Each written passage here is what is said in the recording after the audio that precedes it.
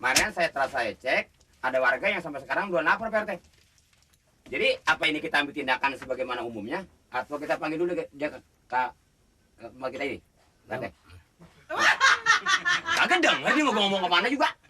Maksudnya di warga RT 09 ini, di Kelurahan Susukan ini, ada warga yang datang ke sini tapi belum lapor. Nah, gambarnya kalau gue perhatiin kayak bini gue, Li. Ya. Ya, orang kata bukannya itu. Ada warga di RT 09. Dia ini belum lapor. Sesuai pelaturan, apabila tetamu 24 jam tidak lapor, kita akan mengambil tindakan. Nah, bagaimana kalau pendapat Pak RT sebagai ketua masyarakat? Yang penting begini, Li. Yang penting orang itu bebas tidak bersangkutan kepada keluarganya. Nah, ini yang mana nih Habib Jaim ini? Ya, tapi kan itu berhak